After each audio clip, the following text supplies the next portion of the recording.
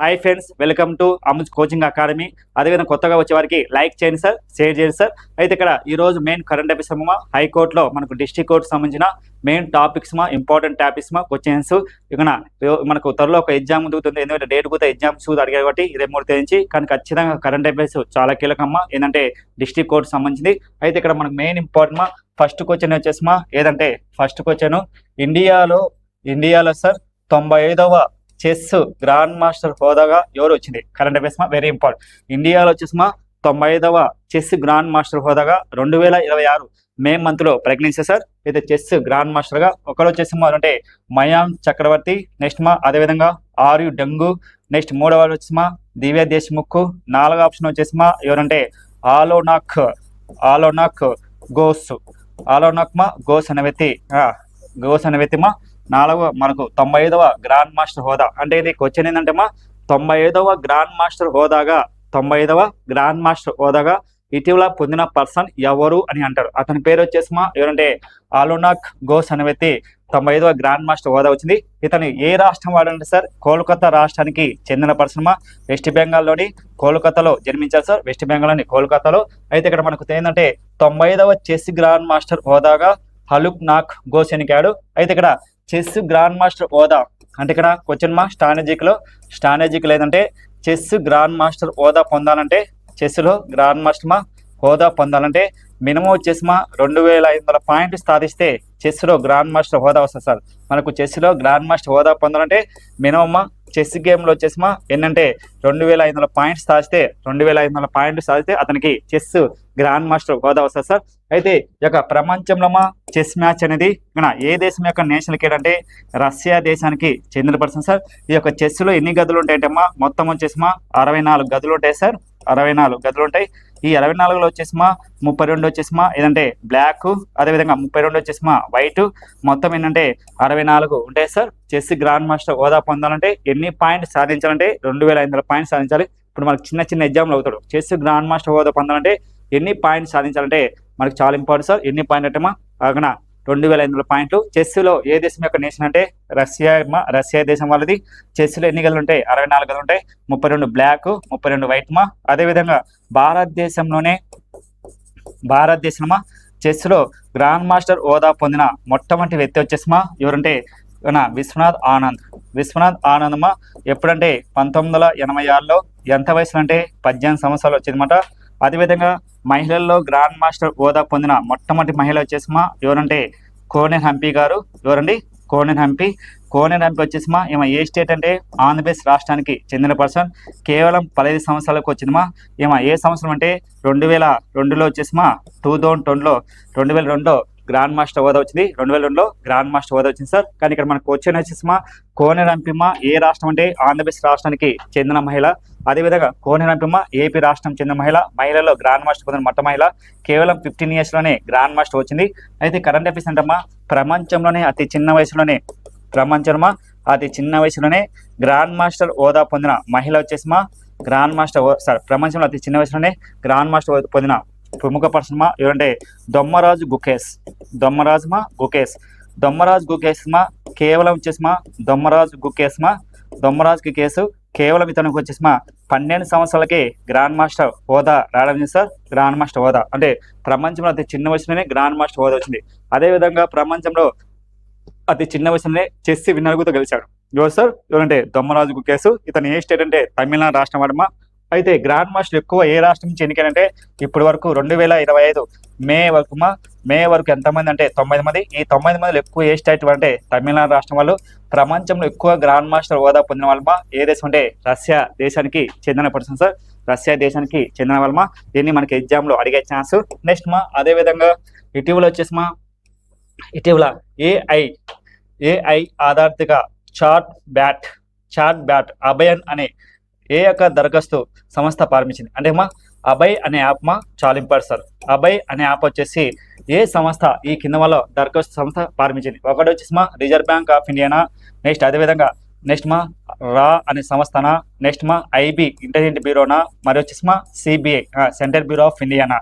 Answer వచ్చేసిమా ఏంటంటే CBI వాళ్ళు వచ్చేసిమా మనకి ఏదంటే ఒక అభయ్ అనే యాప్ను చార్ట్ను మన ఏఐ ద్వారా అంటే ఏఐ ద్వారా ఒక యాప్ను లాంచ్ చేసిందమ్మా. ఆ యాప్ పేరు వచ్చేసిందంటే అభయ్ యాప్ అని ఏ దేశం ఏ యొక్క సంస్థ చేసిందంటే సిబిఐ అంటే సెంట్రల్ బ్యూరో ఆఫ్ ఇండియా అయితే సిబిఐ ఎస్టాబ్లిష్ ఎప్పుడంటే 1946లో ఇది ఎస్టాబ్లిష్ చేసామా సిబిఐ. మనకు సిబిఐ హెడ్ క్వార్టర్ వచ్చేసిమా ఎక్కడంటే సిబిఐ హెడ్ క్వార్టర్ న్యూఢిల్లీలో ఉంది. ఈ మొత్తం సిబిఐ అనే సంస్థ ఎవరి చేతిలో ఉంటుందంటే మొత్తం వచ్చేమా కేంద్ర హోంశాఖ చేతిలో ఉంటుంది సార్. కేంద్ర హోంశాఖ పరిధిలో ఉంటుంది. మనకి ఇంపార్టెంట్ సార్ సిబిఐ. ఐబీ గుర్తు ఎక్కడంటే న్యూఢిల్లీలో ఉంది సార్. రా అనే సంస్థ కదా ఏదంటే మనకు ఢిల్లీలో ఉంది సార్. ఎన్ని సంస్థలు ఎవరి చేతులు ఉంటే కేంద్ర హోంశాఖ చేతిలో ఉంటాయి సార్. అయితే ఇక్కడ ఆర్బీఐ మాత్రమా రిజర్వ్ బ్యాంక్ ఆఫ్ ఇండియా వచ్చేసిమా reserve bank of India first option reserve bank of India. Reserve bank of India establish ఎప్పుడంటే 1935 వచ్చేసిమా ఏప్రిల్ 1న ఎస్టాబ్లిష్ చేశారు. అదేవిధంగా ఏప్రిల్ 1 అందుకే ప్రతి సంవత్సరం April 1 reserve bank of India day జరుపుకుంటాము.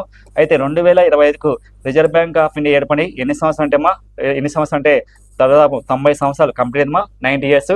అయితే రిజర్వ్ బ్యాంక్ ఆఫ్ ఇండియా ఎప్పుడు నేషనల్ బ్యాంక్ చేసినట్టమ్మా ఎప్పుడంటే 1935 వచ్చి 1949 జనవరి 1న నేషనల్ బ్యాంక్ చేసినమా. ఎస్టాబ్లిష్ మాత్రం ఎప్పుడంటే 1935 ఏప్రిల్ 1.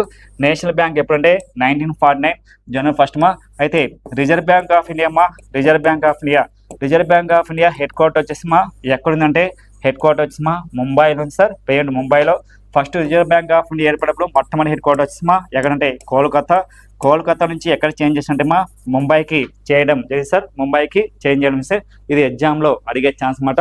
మళ్ళీ సార్ ఒకటి reserve bank of India payment వచ్చేసిమా reserve bank of India chairperson reserve bank of India ఎవరంటే ఎందుకంటే రిజర్వ్ బ్యాంక్ ఆఫ్ ఇండియాకు చైర్మన్గా ఇది ప్రముఖ పర్సన్ ఎవరంటే సంజయ్ మల్హోత్రా అనే వ్యక్తి రిజర్వ్ బ్యాంక్ ఆఫ్ ఎన్నికైంది సార్. ఈయన ఎన్నో పర్సన్ అంటే 26వ వాడు. ఎప్పుడు ఎన్నికైందంటే 2024లో ఈయన ఎన్నుకోవడం చేశారు. ఈయన అంతకుముందు సంజయ్ మల్హోత్రా అనే వ్యక్తి దేని పనిచేసిందమ్మా కేంద్ర రెవెన్యూ కార్యదర్శిగా ఎన్నుకోవడం జరిగింది సార్. కేంద్ర రెవెన్యూ శాఖ ఎన్నికారు ఎవరంటే Sanjay Malhotra. Very important sir.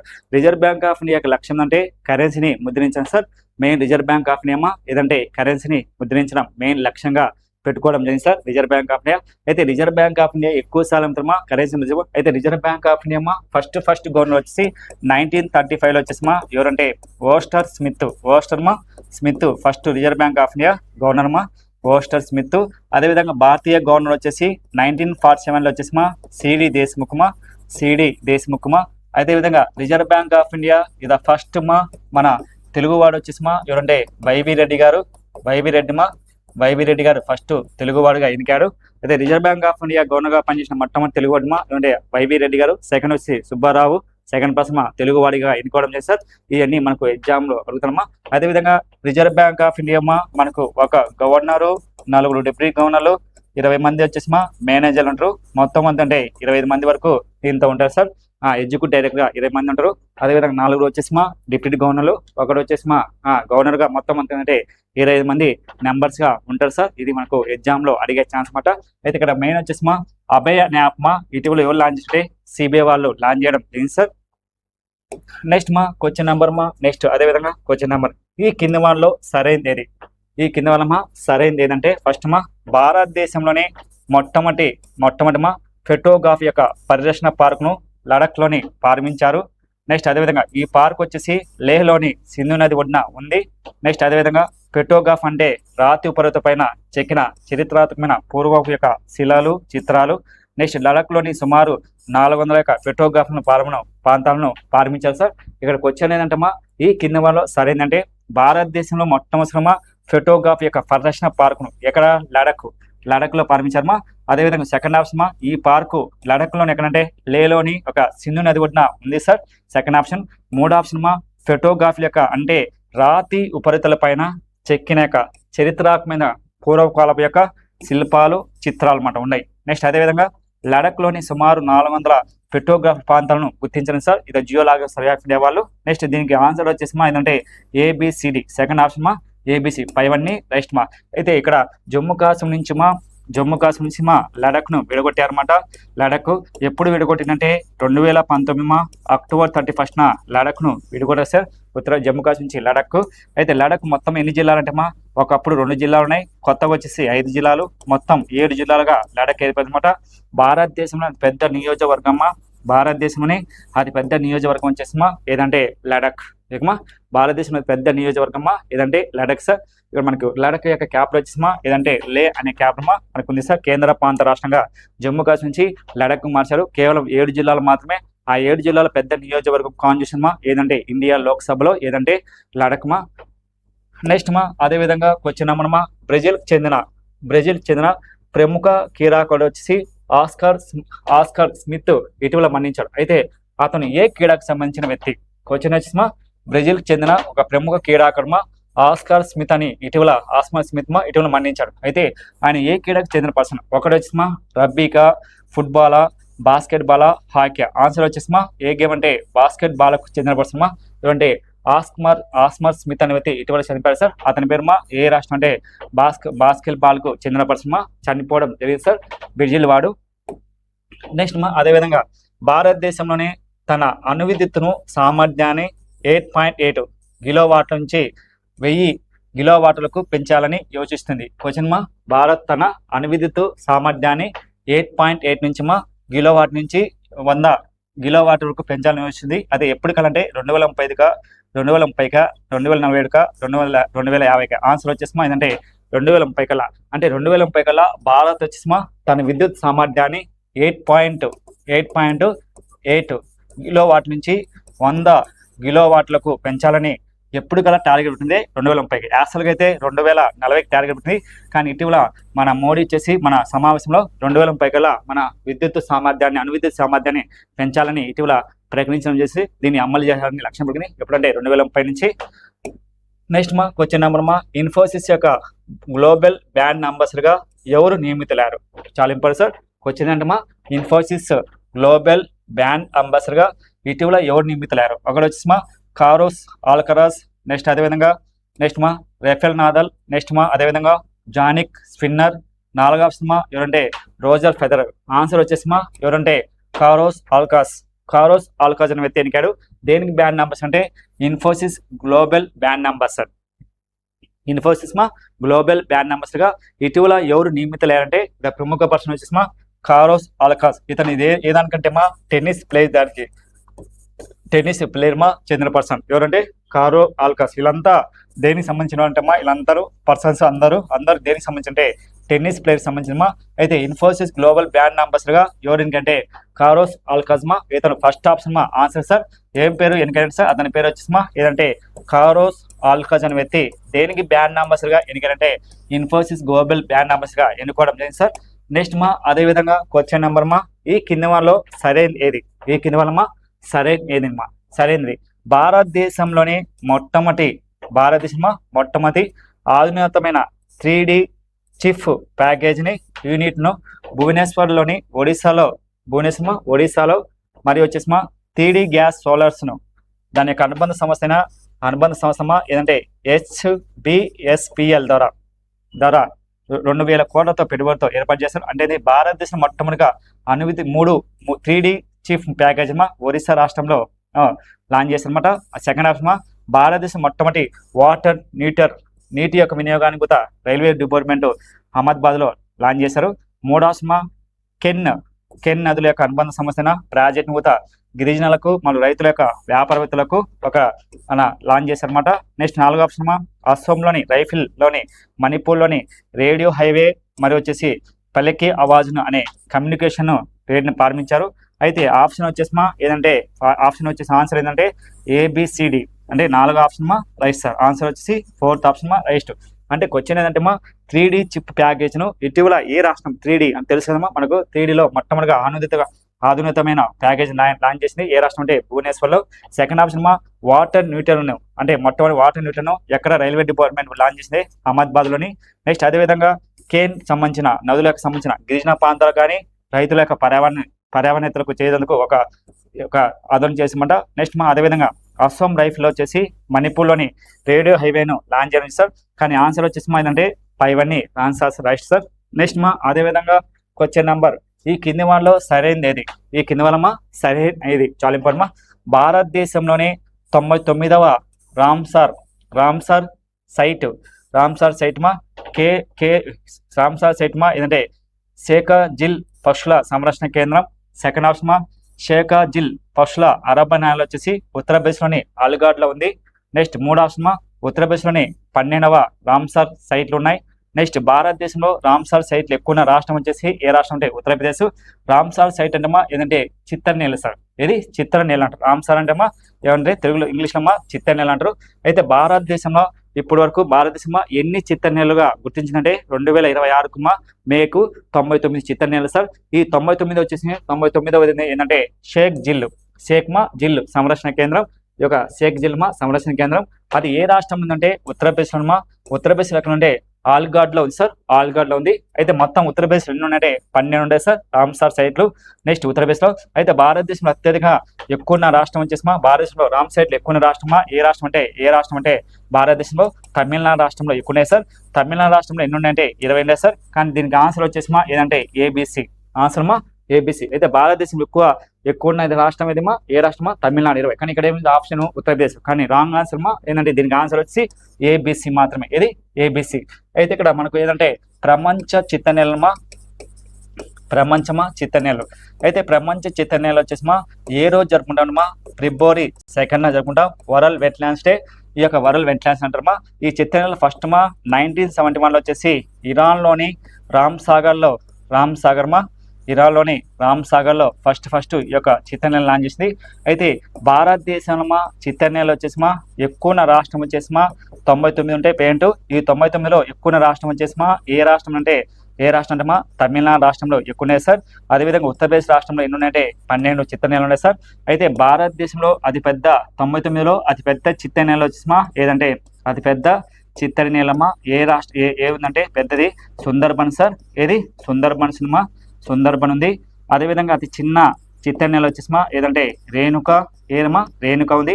Renuka అనేది ఏ రాష్ట్రం అంటే హిమాచల్ ప్రదేశ్ ఉంది సార్, హిమాచల్ ప్రదేశ్. సుందర్బన్ అనేది ఏ రాష్ట్రం అంటే వెస్ట్ బెంగాల్ ఉంది. భారతదేశంలోనే ఈ యొక్క 99లో మొట్టమొదటి చిత్తడినేల వచ్చేసి ఏదంటే చిలకా సరస్సు. ఈ చిలకా సరస్సు ఏ రాష్ట్రం అంటే ఒరిస్సా రాష్ట్రంలో ఉంది. అయితే ఆంధ్రప్రదేశ్లో ఒకటే ఉంది సార్, ఏదంటే కొల్లేరు సరస్సు. ఏ రాష్ట్రమా ఏ సరస్సు అంటే కొల్లేరు సరస్సు మాత్రం ఉంది. చిత్తడినేలలో మనకి ఇంపార్టెంట్ సార్, చిత్తడినేల ఒకటే ఉంది సార్. ఏ రాష్ట్రం అంటే మన ఆంధ్రప్రదేశ్లో ఒకటే ఉంది, ఏది కొల్లేరు సరస్సు ఆంధ్రప్రదేశ్లో మాత్రమే సార్. ఇక్కడ మనకి ఎగ్జామ్లో అడిగే ఛాన్స్ అయితే ఈ యొక్క రామ్సాగర్ అనేది చిత్తడినేల అంటే ఎప్పుడు తేమతో ఉండేదాన్ని ఏమంటే చిత్తడినేల సార్. ఇది మనకి ఎగ్జామ్లో అడిగే ఛాన్స్ అన్నమాట. అయితే రీసెంట్ కరెంట్ ఈ యొక్క చిత్తడినేలు వచ్చేసి ఫస్ట్ ఎక్కడంటే ఇరాన్లోని రామ్సాగర్లో ఫస్ట్ స్టార్ట్ చేస్తారు 97లో. దాదాపు 170 నుంచి 174 దేశాల వరకు ఈ యొక్క డేను జరుపుకుంటాం సార్. చిత్తడినేలు మనకి ఎగ్జామ్లో అడిగే ఛాన్స్ అన్నమాట. నెక్స్ట్ అదేవిధంగా క్వశ్చన్ నెంబర్ ప్రపంచ ధరిత్రి యొక్క దినోత్సవం యొక్క 2026 ఏప్రిల్ 20న థీమ్ ఏమిటి అంటే ప్రతి సంవత్సరమా ఏంటంటే వరల్డ్ హెల్త్ డే, ప్రపంచ భూమి దినోత్సవం. అయితే ప్రపంచ భూమి దినోత్సవం ఏ రోజు జరుపుకుంటుంటే ఏప్రిల్ 22న జరుపుకుంటాం సార్. అయితే దాని యొక్క థీమ్ ఏమిటి? థీమ్ ఒకటి వచ్చి planet and planet versus plastic. Second option ఏంటంటే institute on our planet. Next మూడు ఆప్షన్ అవర్ ప్లానెట్. నాలుగో ఆప్షన్ ఏంటంటే రీస్టోర్ అవర్ ఎర్త్. ఆన్సర్ వచ్చేసి ఏంటంటే ప్లానెట్ వర్స్ ప్లాస్టిక్ అని మెయిన్ లక్ష్యం పెట్టుకునేమా. ఏ దినోత్సవం అంటే వరల్డ్ హెల్త్ డే అంటే ప్రపంచ భూమి దినోత్సవం ఏ రోజు అంటే ఏప్రిల్ 20న జరుపుకుంటాం. దానికి థీమ్ వచ్చేసి ఏంటంటే ప్లానెట్ అండ్ ప్లాస్టిక్స్ అనే థీమ్తో దీన్ని స్టార్ట్ చేస్తారు. నెక్స్ట్ అదేవిధంగా ఏ ఆఫ్రికా దేశంలో ఇటీవల మహారాజ్ రజిసింగ్ అనే విగ్రహాన్ని ఆవిష్కరించారు? ఎక్కడ? ఆప్షన్ జింబాబ్వేనా, రెండో ఆప్షన్ జాంబియానా, మూడో ఆప్షన్ ఈజిప్ట్నా, నాలుగో ఆప్షన్ మలావియా. ఇది ఇక్కడ చాలా ఇంపార్టెంట్ సార్. ఏంటంటే మహారాజ్ రజిత్ సింగ్ అనే వ్యక్తిని విగ్రహాన్ని లాంచ్ చేశారు. ఏ దేశం అంటే ఆఫ్రికా దేశంలో మలావి దేశంలో విగ్రహం లాంచ్ చేస్తామా. మలావి అనేది ఒక ఆఫ్రికా దేశం. ఈ మలావి అదే కాకుండా మన దేశం నుంచి 1000 టన్నుల బియ్యాన్ని కూడా ఆ దేశానికి ఉచితంగా అందించడం జరిగింది సార్. మన కేంద్ర ప్రభుత్వం ప్రకటించింది 1000 టన్నుల బియ్యాన్ని ఆ దేశానికి ఎగుమతి చేస్తారనమాట. ఏ దేశం అంటే మలావి ఉచితంగా ఎగుమతి చేయండి సార్. ఎందుకంటే అక్కడ ఆకలితో అల్లాడుతున్నమాట. ఏ దేశం అంటే మలావి దేశం. అందుకని మన దేశ ప్రధానమంత్రి మోడీ మన దేశానికి ప్రధానమంత్రి మోడీ ఫోన్ చేసి మేము చాలా ఇబ్బందులు ఉన్నాం, మాకు హెల్ప్ చేయని చెప్పి 1000 తినడానికి చాలా కష్టం ఉంది అని చెప్పి మలావి దేశానికి 1000 టన్నుల బియ్యాన్ని ఉచితంగా ఆ దేశానికి పంపించడం జరిగింది సార్. ఏ దేశం అంటే మల్లావి. అయితే ఆఫ్రికా దేశం ఇటీవల మహారాజ్ రైస్ సింగ్ అనే బాంబు లాంచ్ చేశారమ్మా. నెక్స్ట్ మా అదేవిధంగా ఏ రాష్ట్రంలో మదర్స్ బోర్డును ఇటీవల రద్దు చేసిందంటే కేరళ, ఉత్తరాఖండ్, మహారాష్ట్ర, ఉత్తరప్రదేశ్. ఆన్సర్ వచ్చేసి ఏ రాష్ట్రం అంటే ఉత్తరాఖండ్ రాష్ట్రము దీన్ని క్యాన్సిల్ చేస్తారు. ఉత్తరాఖండ్. కరెంట్ అఫైర్స్ ఏ రాష్ట్రమా మదర్స్ బోర్డును ఇటీవల రద్దు చేసిందంటే మదర్స్ బోర్డు రద్దు చేసిందంటే ఏ రాష్ట్రం అంటే ఉత్తరాఖండ్ రాష్ట్రం రద్దు చేస్తారు సార్. ఇటీవల అక్కడ యూసీసీని కూడా రద్దు చేసిమా. యూనిఫామ్ సివిల్ కోడ్ కూడా యూనిఫామ్ సివిల్ కోడ్ కూడా రద్దు చేసిమా. యూనిఫామ్ సివిల్ కోడ్ కూడా రద్దు చేశారన్నమాట. ఏ రాష్ట్రం అంటే ఏ రాష్ట్రమా ఉత్తరాఖండ్ 2024లో 25లో రద్దు చేసినమాట. ఇటీవల 2026లో వచ్చేమా యూసీసీని రద్దు చేసిన రాష్ట్రం వచ్చేసిమా ఏ రాష్ట్రం అంటే యూసీసీని రద్దు చేసిన రాష్ట్రం వచ్చేసిమా ఏ రాష్ట్రం అంటే ఇక్కడ గుజరాత్ రాష్ట్రం కూడా రద్దు చేసింది సార్. త్వరలో యూసీసీని బిల్లు కోసం ఇటీవల మధ్యప్రదేశ్ రాష్ట్రం కూడా యూసీసీ అంటే యూనిఫామ్ సివిల్ కోడ్ మధ్యప్రదేశ్ ప్రభుత్వం కూడా ప్రవేశపెట్టిందన్నమాట. దీనికోసం ఏ కమిటీ అంటే రంజన్ దేశాయ్ ప్రకాష్ కమిటీ కమిటీ వేయడం చేసి సార్. ఏ రాష్ట్రం అంటే మధ్యప్రదేశ్ ప్రభుత్వం ప్రకటించడం జరిగింది సార్. త్వరలో రాజస్థాన్ కూడా ఈ యొక్క దీని కూడా ప్రవేశపెడుతుంది సార్. ఏదంటే యూసీసీ అంటే యూనిఫామ్ సివిల్ కోడ్ను ఇటీవల ఏ రాష్ట్రం రద్దు చేసి అంటే ఉత్తరాఖండ్. అదేవిధంగా మదర్స్ బోర్డు కూడా రద్దు చేసిన రాష్ట్రమా ఏ రాష్ట్రం అంటే ఉత్తరాఖండ్ చాలా ఇంపార్టెంట్. ఉత్తరాఖండ్ క్యాపిటల్ వచ్చేసి డెహ్రాడూన్ మనకి ఇంపార్టెంట్. నెక్స్ట్ అదేవిధంగా వరల్డ్ ఎకనామిక్ ఫోరం 2026 సంబంధించిన సంవత్సరానికి యంగ్ గ్లోబల్ లీడర్ అవార్డుగా ఎవరు గుర్తించింది అంటే ఇక్కడ వరల్డ్ ఎకనామిక్ ఫోరం 2026 సంవత్సరం కానీ యంగ్ గ్లోబల్ లీడర్ గా ఎవరిని గుర్తించిందంటే ఆప్షన్ వచ్చేసి అంటే ఆనంద్ అంబానీ, నెక్స్ట్ ఆకాష్ అంబానీ, నెక్స్ట్ జై షా, నెక్స్ట్ గౌతమ్ అదానీ. ఆన్సర్ వచ్చేసి ఏదంటే జై షాను గుర్తించారు సార్. జై షాను గుర్తించింది ఏదంటే వరల్డ్ ఎకనామిక్స్ ఫోరం వాళ్ళు ఒక గుర్తించిందన్నమాట. ఇవన్నీ యంగ్ గ్లోబల్ లీడర్ అవార్డును ఎవరికి వచ్చిందంటే ఇది ప్రముఖ పర్సన్ ఇదంటే జైషాకు రావడం సార్. జైషాకు రాసింది 2026 యంగ్ లీడర్ గా అవార్డుగా ఎవరిని గుర్తించిందంటే జైషా. అయితే జైషా అనే వ్యక్తి పేరెంట్ దేనికి పనిచేస్తుంటే ఐసీసీ చైర్మన్ గా పనిచేస్తాను సార్. ఐసీసీ చైర్మన్ గా. ఐసీసీ అంటే ఏంటంటే ఇంటర్నేషనల్ క్రికెట్ కౌన్సిల్. ఐసీసీ అంటే international cricket council ICC head quarter వచ్చేసి ఎక్కడుందంటే ఐసీసీ హెడ్ క్వార్టర్ ఎక్కడుందంటే దుబాయ్లో ఉంది సార్. ఎక్కడ దుబాయ్లో ఉంది. ఐసీసీ హెడ్ క్వార్టర్ వచ్చి ఎక్కడుందంటే దుబాయ్లో ఉంది సార్. అయితే ఐసీసీ మనకు ఎస్టాబ్లిష్ అయినప్పుడు 1924లో ఎస్టాబ్లిష్ చేశారమ్మా. అదేవిధంగా ఐసీసీ యొక్క చైర్మన్ వచ్చేసి ఎవరంటే జైషా అంతకుముందు దేని పనిచేసినట్టే బీసీసీ కార్యదర్శిగా పనిచేశాడు. బీసీసీ కార్యదర్శిగా పనిచేయడం లేదు సార్. ఎవరంటే ఐసీసీ చైర్మన్ గా జైషా. ఇది డిఫరెంట్ క్వశ్చన్స్ అడిగేద్దామా. ఐసీసీ చైర్మన్ గా న్యూ అపాయింట్ పర్సన్ గా ఎవరంటే జైషా. అయితే యంగ్ లీడర్ అవార్డు ఎవరు ఇచ్చినట్టే వరల్డ్ ఎకనామిక్స్ ఫోరం. అయితే వరల్డ్ ఎకనామిక్ ఫోరం వచ్చేసి ఎక్కడుందంటే ప్రధాన కేంద్రమా స్విట్జర్లాండ్ సార్. ఎక్కడ స్విట్జర్లాండ్ అనమాట. స్విట్జర్లాండ్ ఎక్కడుందంటే ఎస్టాబ్లిష్ అంటే 1971లో ఎస్టాబ్లిష్ చేసినమా. హెడ్ క్వార్టర్ వచ్చేసి స్విట్జర్లాండ్ ఉంది. స్విట్జర్లాండ్ వచ్చేసి ఎక్కడంటే స్విట్జర్లాండ్ దావోస్ ఉంది. అయితే వరల్డ్ ఎకనామిక్స్ ఫోరం వచ్చేసి జనవరి 24న 1997లో ఎస్టాబ్లిష్ చేసామా.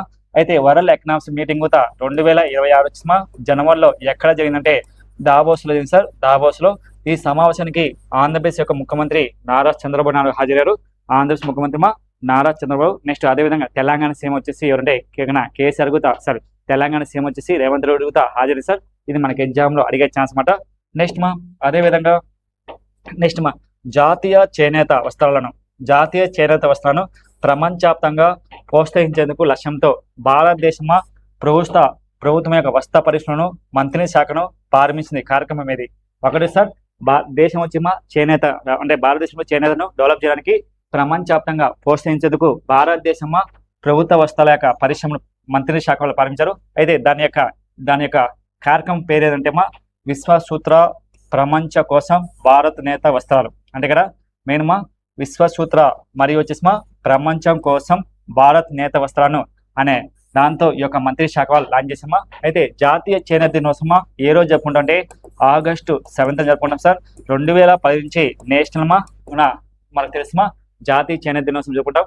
జాతీయ చేనేత మనకు తెలుసుమా మనకి ఇంపార్టెంట్. గవర్నమెంట్ ఆఫ్ ఇండియా వచ్చేసి టెక్స్టైల్ లాంచ్ చేసిందన్నమాట. ఇదేంటంటే జాతీయ చేనేత దినోత్సవం సందర్భంగా మనకు August 7th వచ్చేసి 2015లో వచ్చేసి జాతీయ చేనేత దినోత్సవం జరుపుకుంటాం సార్. నేషనల్ ఎట్లా మనకు ఏంటంటే మనకు ప్రతి సంవత్సరం August 7th వచ్చేసి ఏ దినోత్సవం అంటే జాతీయ చేనేత దినోత్సవం. ఈ జాతీయ చేనేత దినోత్సవాన్ని ఎప్పటి నుంచి అంటే 2010 నుంచి ఎవరు లాంచ్ చేసింటే నరేంద్ర మోడీ పిఎం మోడీ గారు ఎప్పటి నుంచి అంటే మద్రాసు నుంచి దీన్ని లాంచ్ చేస్తామా నరేంద్ర మోడీ గారు లాంచ్ చేస్తారన్నమాట. ఏదంటే జాతీయ చేనేత దినోత్సవమా. నెక్స్ట్ మా అదేవిధంగా ఇటీవల వార్తలకు నిలిచిన యానం గృహాలు ఏ రాష్ట్రంలో ఉన్నాయి? యానం గృహాలు వచ్చేసి ఏ రాష్ట్రంలో ఉన్నాయంటమ్మా? తమిళనాడు, కేరళ, కర్ణాటక, మధ్యప్రదేశ్. ఏ రాష్ట్రమా? కర్ణాటకలో ఉన్నాయి సార్. ఏ గృహాలను గుర్తించారు? ఏదంటే యానం గృహాలు. యానం గృహాలను ఇటీవల ఏ రాష్ట్రంలో గుర్తించారంటే సార్, ఏ రాష్ట్రం అంటే కర్ణాటకలో గుర్తించారు సార్. ఏ రాష్ట్రమా? కర్ణాటకలో గుర్తించారు.